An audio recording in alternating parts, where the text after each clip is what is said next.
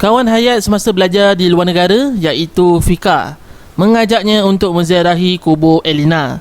Inilah kali pertama Hayat menatap kubur arwah isterinya.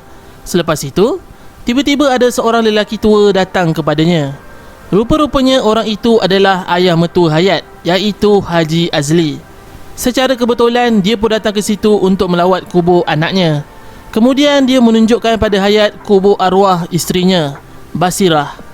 Haji Azli pun menceritakan sedikit tentang keluarganya. Dia dah bercerai dengan isterinya lebih 10 tahun dan dia juga seringkali mengabaikan tanggungjawabnya sebagai ketua keluarga. Elina dan Heliza seperti tidak dipedulikan. Dah habis bercerita, Haji Azli mengajak Hayat balik ke rumahnya dan mereka berdua terus bersambung berbual. Fika pun mengundurkan diri dan pulang. Haji Azli membuka cerita mengenai sepucuk surat yang ditulis oleh Elina. Dia beritahu pada Hayat selepas Heliza membaca surat tersebut, dia merasa menyesal dengan perbuatannya. Hayat mengerutkan kening. Entah apa isi surat itu. Rahsia apa yang Elina bongkar dalam surat itu? Haji Azli pergi mengambil surat itu dan surat itu telah tiada. Mungkin Heliza mengambilnya. Hayat mengeluh. Dia betul-betul teringin nak tahu apa isi surat tersebut. Haji Azli mengeluh. Surat Elina itu memang untuk Hayat. Dia dan Heliza tidak punya hak untuk membacanya. Tapi kerana terlalu ingin mengetahui isi surat itu, dia mencerobohi privasi Hayat. Haji Azli tak tahu nak berkata apa dan biar Hayat sendiri membaca surat itu nanti. Apa yang boleh katakan, Hayat memang tidak bersalah dan dia adalah suami yang baik untuk Elina. Dalam novel, sepatutnya Hayat dan Haji Azli pergi ke Australia untuk mencari Heliza. Kemudian perlu mendapatkan surat tersebut. Tapi dalam drama, jalan ceritanya hanya dilakonkan dalam Malaysia saja. Mungkin ini yang berlaku. Sebelum itu, Haji Azli berterus terang pada Hayat mengenai penyakit yang dialami Heliza dan menunjukkan bukusan ubat yang sangat banyak. Reaksi Hayat amat mengejutkan kerana tidak sangka dengan rupa Heliza yang nampak sihat. Rupa-rupanya dia menghidap penyakit kanser payudara tahap 2. Tapi menurut Haji Azli, Heliza telah menjalankan pembedahan dan membuang sel kanser itu. Tahap kesihatannya begitu baik. Selepas itu, Heliza pun pulang. Dia agak terkejut melihat ayahnya ada bersama Hayat.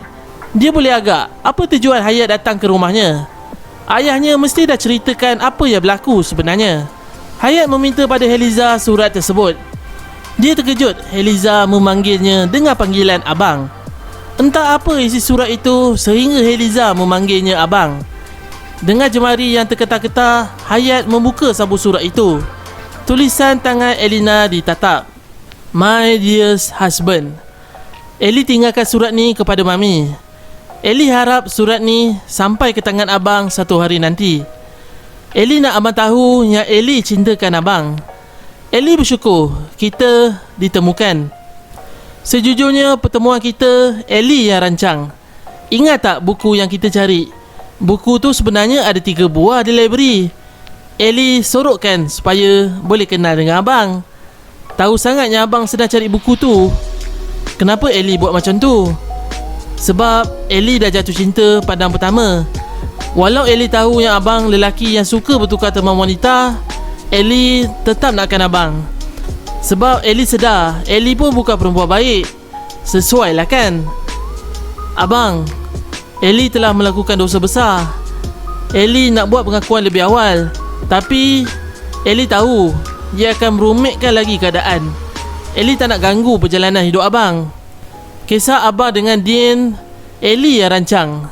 Abang langsung tak bersalah. Eli yang bersalah. Sampai hari ni Eli tetap ingat setiap lekuk wajah abang pada hari itu. Wajah terkejut abang, wajah bersalah abang dan wajah kecewa abang. Semuanya jelas dalam ingatan Eli. Eli minta maaf. Bukan itu perancangan sebenar Eli. Tapi yang pastinya abang tak pernah curang dengan Eli. Abang, Eli tahu apa yang Eli buat ni salah. Eli burukkan nama abang dalam kalangan rakan-rakan kita. Eli biarkan abang menanggung rasa bersalah selama ni. Eli minta maaf. Eli cintakan abang. I'm so lucky to have the whole world finest husband as mine. I love you so much and that will never change. Love, Eli. Apakah sebenarnya perancangan awal Elena? Hayat menghubungi Fika. Hanya dia yang dapat membantunya untuk mencari jawapan. Elena buat semua ni sebab dia tak nak susahkan Hayat. Dia tahu Hayat tertekan dengan pelajaran dan jadual kuliah yang padat. Lepas kuliah, nak jaga Elena di hospital pula. Fika dapat rasakan Hayat tidak mampu memikul tanggungjawab sebagai suami dengan sebaiknya. Lebih 5 tahun Elena biarkan dia dihimpit rasa bersalah. Tempoh itu bukan satu jangka masa yang singkat. Rasa bersalah yang ditanggung menyebabkan dia menutup pintu hatinya untuk mana-mana wanita, sehinggalah Aira muncul dalam hidupnya. Fika menerangkan lagi. Richard, Dian dan Elena. Rancangan asalnya Elena minta bantuan Richard. Dia nak buat you marah dan ceraikan dia, tapi terpaksa cancel last minute. Richard pulang ke rumah keluarganya. Ibu dia sakit. Itu yang tukar pelakon utama, You dan Dian. Dian masuk ke api tidur dalam minuman You semasa You pergi clubbing. Kemudian bawa You masuk ke bilik dan pura-pura Dian tidur sekatil dengan You. Namun apa yang dilakukan Elena amat berat bagi Hayat. Elena juga sanggup memutuskan persahabatan antara Fika dan Dian bagi mengelakkan rahsia terbongkar. Sebab dia tahu you sayangkan dia, Fika. Dia tahu you akan cuba jelaskan pada I perkara sebenar supaya kami boleh bersama semula. Fika berharap Hayat memaafkan perbuatan arwah. Bukan mudah mahu memaafkan, tapi Fika yakin Hayat boleh menerimanya. Di saat itu, Hayat berfikir inilah peluangnya untuk menjaga Heliza dan ayah mertuanya pula. Surat yang ditulis Elena pula boleh dijadikan bahan bukti untuk memperbaiki hubungan dia dan Aira.